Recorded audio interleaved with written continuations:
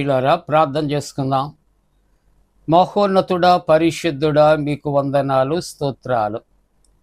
ప్రాతకాల ఆరాధన ద్వారా నిన్ను గణపరుస్తున్న ప్రతి కుటుంబాన్ని ఆశీర్వదించి నైనా ప్రతి ఒక్కరితో మీరు మాట్లాడి మీరు మహిమ పొందండి.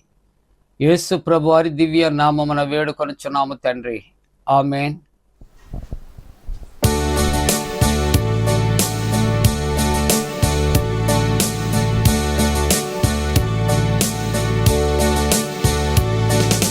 నీ చేతితో నన్ను పట్టుకో, నీ ఆత్మతో నన్ను నడుపు, శిల్పి చేతిలో శిలను నేను, అనుక్షణము నన్ను చెక్కుము, శిల్పి చేతిలో శిలను నేను, అనుక్షణము నన్ను చెక్కుము.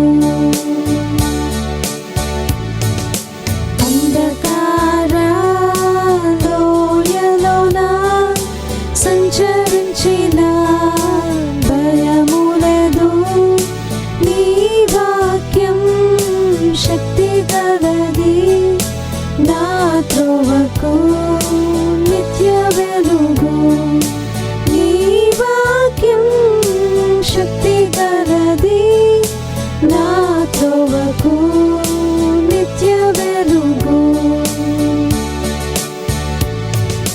ఘోర పాపిని నేను తండ్రి, పాప ఊబిలో పడి ఉంటిని, లేవనెత్తుము, శుద్ధి చేయుము, పొందనిమ్ము నీదు ఆత్మను, లేవనెత్తుము, శుద్ధి చేయుము, పొందనిమ్ము నీదు ఆత్మను.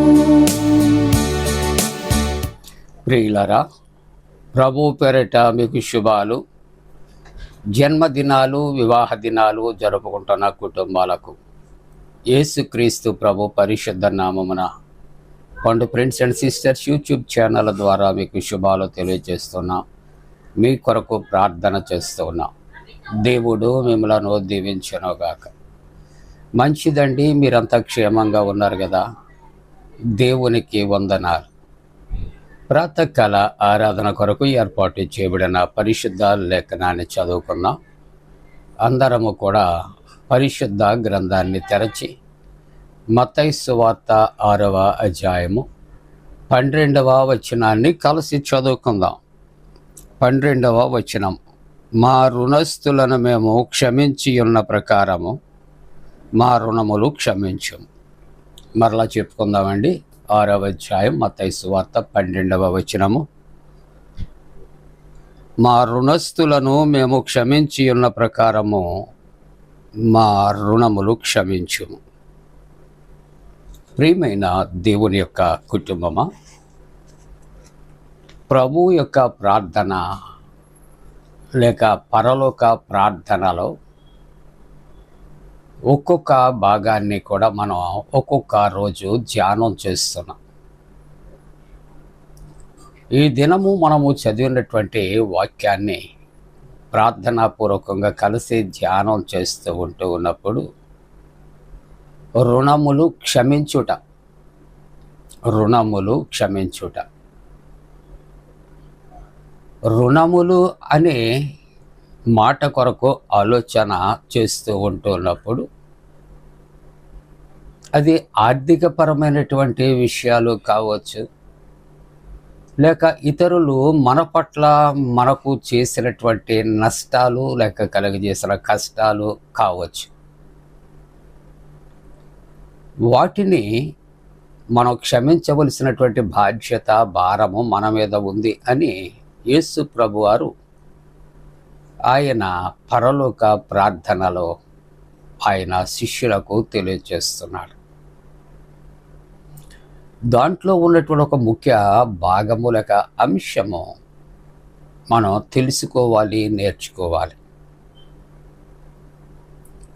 నేను నిన్ను క్షమించాను, నీవే నన్ను క్షమించు అంటే అది జరగదు అని ప్రభు చెబుతున్నాడు. అందుకని మనం పరలోక ప్రార్థనలో కూడా మనం చేసుకున్నటువంటి మాట, మా ఎడల అపరాధము చేసిన వారి ఎడల. మన పట్ల ఎవరైతే తప్పులు చేశారో, అపరాధాలు చేశారు, దోషాలు చేశారు, వారిని మనం క్షమించకపోతే ప్రభు మనల్ని క్షమించడు. అందుకని ఈ ప్రభు నేర్పిన ప్రార్థన, పరలోక ప్రార్థనలో అంటున్నాడు. 12వ వచనాన్ని మరలా మనం ఒకసారి జాగ్రత్తగా మనం చూడగలిగితే దేవుని యొక్క వాక్యములో ఒక సత్యాన్ని ఇక్కడ బయలుపరుస్తూ ఉన్నట్లుగా మనము చూస్తూ ఉన్నాం. 12వ వచనంలో, మా రుణస్థులను మేము క్షమించి ఉన్న ప్రకారము మా రుణములు క్షమించు. అంటే మన రుణాలు క్షమించాలి అంటే మనం ఏం చేయాలి? ఇతరుల యొక్క రుణములు మనము క్షమించాలి.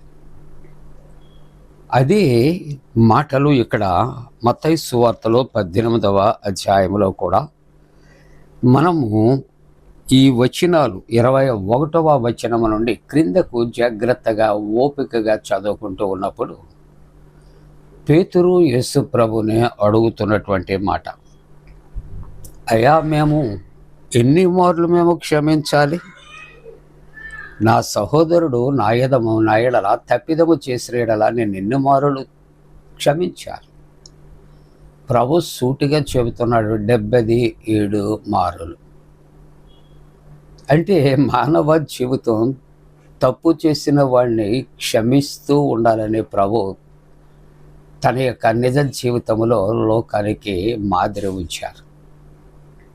ఇది అర్థం కావటానికి ఈ వాక్య ధ్యానాల్లో ఉన్నటువంటి ప్రియ దేవుని కుటుంబీకులారా, ఇప్పుడు కావచ్చు, వాక్య అనంతరము కావచ్చు, మత్తయి సువార్త 18వ అధ్యాయము, ఇక్కడ దేవుని యొక్క వాక్యం 21వ వచనము నుండి జాగ్రత్తగా ప్రార్థనాపూర్వకంగా చదువుతుంటున్నప్పుడు ప్రభు ఒక సత్యాన్ని ఆయన తెలియపరుస్తూ ఉన్నాడు. ఈ సత్యము ఏమిటి అని ఆలోచన చేస్తూ ఉన్నప్పుడు ఇక్కడ చాలా శ్రేష్టమైనటువంటి మాటలు రాయబడ్డాయి. కాబట్టి ఇక్కడ దేవుని యొక్క వాక్యములో 23వ వచనము నుండి మనం చదివితే, కావున పరలోక రాజ్యము తన దాసుల యొద్ద లెక్క చూచుకొనగోరిన ఒక రాజును పోలి ఉన్నది. కాబట్టి ఈ ఉపమానం కొరకు ఆలోచన చేస్తే, అతడు లెక్క చూచుకొన మొదలు పెట్టినప్పుడు ఒక వ్యక్తి అతనికి 10,000 తలాంతులు బాకీ ఉన్నాడు, లేక అచ్చు ఉన్నాడు. ఒక తలాంతు అంటే 3,600 రూపాయలు. అటువంటివి ఎన్ని తలాంతులు ఇతడు బాకీ ఉన్నాడంటే 10,000 తలాంతులు బాకీ ఉన్నాడు. యజమాని కబురు పెట్టాడు, తీర్చటానికి చిల్లిగవ్వ కూడా లేదు. ఆ వ్యక్తిని తీసుకుని వెళ్ళి రాజు దగ్గర నిలవబెట్టినప్పుడు అతని దగ్గర ఎవరైతే 10,000 తలాంతులు బాకీ ఉన్నారో అతనిని కఠినంగా, ఎటువంటి జాలి పడకుండా 10,000 తలాంతుల అప్పు తీర్చాలి అని చెప్పి, అంతేకాకుండా అతని దగ్గర ఏమీ లేనందున దేవుని వాక్యం 25వ వచనంలో, వాని యజమానుడు వానిని, వాని భార్యను, పిల్లలను, వానికి కలిగినది యావత్తు అమ్మి అప్పు తీర్చవలనని ఆజ్ఞాపించాను. ఏమండి, 26వ వచనం, కాబట్టి ఆ దాసుడు అతని ఎదుట సాగిలపడి మ్రొక్కి, నా ఎడల ఓర్చుకొను, నాకు సమయాన్ని నా దగ్గర చెల్లిగవ్వ కూడా లేదు, నీకు అంతయు కూడా ఇదిగో చెల్లించాలని చెప్పినప్పుడు ఆ దాసుడట, ఆ దాసుని యజమానుడు కనికరపడి ఏం చేశాడట? వానిని విడిచిపెట్టి వాని అప్పు క్షమించాడు. ఇక ఇవ్వవలసిన అవసరత లేదు. ఇది ఫస్ట్ పార్ట్. ఇప్పుడు ఇక్కడ మరి ఎంత అప్పు ఉన్నటువంటి వాడు అనే ఆలోచన చేస్తూ ఉన్నప్పుడు 10,000 తలాంతులు ఉన్నటువంటి వ్యక్తిని యజమాని క్షమించాడు. ఇప్పుడు 10,000 తలాంతులు ఎవరైతే అప్పు ఉన్నాడో అతనికి మరొక వ్యక్తి ఎంత బాకీ ఉన్నాడు అంటే 100 దేనారములు. తలాంతు అంటే పుట్నూట్లో క్రింద 3,600 ఒక తలాంతు. అటువంటివి 10,000 తలాంతులు యజమాని క్షమించాడు. ఇక్కడ దేనారం అంటే కింద పుట్నూట్లో ₹1 100 దేనారాలంటే మ్యాటర్ ఆఫ్ 50 రూపీస్, ₹50. ఇక్కడ 10,000 తలాంతులు క్షమింపబడి ఉన్నటువంటి వ్యక్తికి మరొక వ్యక్తి 100 దేనారాలంటే ₹50 బాకీ ఉంటే అతడు ఆ వ్యక్తిని క్షమించక ఏం చేశాడని ఆలోచన చేస్తూ ఉన్నప్పుడు అతని గొంతు పట్టుకుని నీవు అచ్చి ఉన్నదంతా చెల్లించు అని అతని యజమాని దగ్గరికి తీసుకుని వెళ్ళాడు. సాగిలపడ్డాడు, ఓర్చుకోమన్నాడు. నేను చెల్లిస్తాను అని చెప్తున్నాడు, కానీ ఒప్పుకుంటలేదు. కాబట్టి ఇక్కడ ఆ తీసుకెళ్ళినటువంటి ఆ వ్యక్తిని యజమాని ఏం చేస్తున్నాడని ఆలోచన చేస్తూ ఉన్నప్పుడు కాగా ఇక్కడ చక్కటి మాటలు, వాడు ఒప్పుకొనక అచ్చి ఉన్నది చెల్లించే వరకు వాళ్ళని చెరసాలలో వేయించెను. కాగా వారి తోటి దోస్తుడు జరిగినది చూచి మిక్కిలి దుఃఖపడి వచ్చి జరిగినదంతయు కూడా తమ యజమానుడికి వివరముగా తెలిపి, అప్పుడు వాని యజమానుడు వానిని పిలిపించి ఏమంటున్నాడంటే, క్షమించబడి ఉన్న 10,000 తలాంతులు కలిగినటువంటి వ్యక్తిని అంటున్నాడు, చెడ్డ దాసుడా అంటున్నాడు. నీవు నన్ను వేడుకున్నావు కాబట్టి ఇదిగో నేను నీ అప్పంతా నేను కొట్టివేశాను, లేక క్షమించి వేశాను. కానీ నేను నిన్ను కరుణించిన ప్రకారం నీవు నా తోటి దోస్తుని కరుణించవలసి ఉండను కదా అని చెప్పి కరుణించలేదు కనుక ఆయన ఏం తీర్పిస్తున్నాడు. ఇక్కడ చివరి మనం 2 వచనాలు 34వ వచనములో చూస్తుంటాడు. అందుచేత వాని యజమానుడు కోపపడి తనకు అచ్చి ఉన్నదంతయు చెల్లించే వరకు బాధపరిచే వారికి వారిని అప్పగించాను. చివరి వచనం 35వ వచనం, మీలో ప్రతివాడు తన సహోదరుని హృదయపూర్వకముగా క్షమింపని ఎడల మీ పరలోకపు తండ్రియు ఆ ప్రకారము మీ ఎడల చేయున నేను. మన అపరాధములు మన రుణములు ప్రభు క్షమించాలంటే మనం ముందు ఇతరుల రుణములు క్షమించాలి, ఇతర అపరాధములు క్షమించాలి, ఇతరుల తప్పులు దోషములు క్షమించాలి.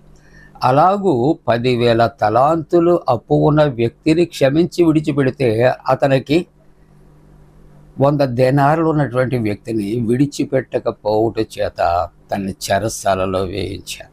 ఏ కొలత కొలిస్తే మానవుడు ఆ కొలత కొలవబడతాడని సత్యం తెలియచేస్తూ మన అపరాధాలు మొట్టమొదటిగా దేవుడు క్షమించాలి అంటే ముందుగా మనం ఇతరుల అపరాధాలు క్షమిందాం, ఇతరుల రుణాలు క్షమిందాం.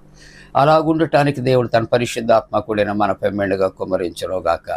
ఆమేన్. ప్రార్థన చేసుకుందాం. పరిశుద్ధుడా దేవా, నీ పరిశుద్ధ వాక్యాన్ని దీవించండి దేవా. ఇతరుల రుణములను మేము క్షమించాలి దేవా. అట్టి రీతిలో మా రుణాలు మీరు క్షమించడానికి కృపొచ్చారు ప్రభువా. చిన్న బిడ్డలు, యవన బిడ్డలు, వృద్ధులు, స్త్రీ పురుషులు నైనా, వ్యాధిగ్రస్తులు, బలహీనులు, రుణగ్రస్తులు వారందరినీ కూడా స్వస్థపరచండి, విడుదల చేయండి, రక్షణలో నడిపించండి.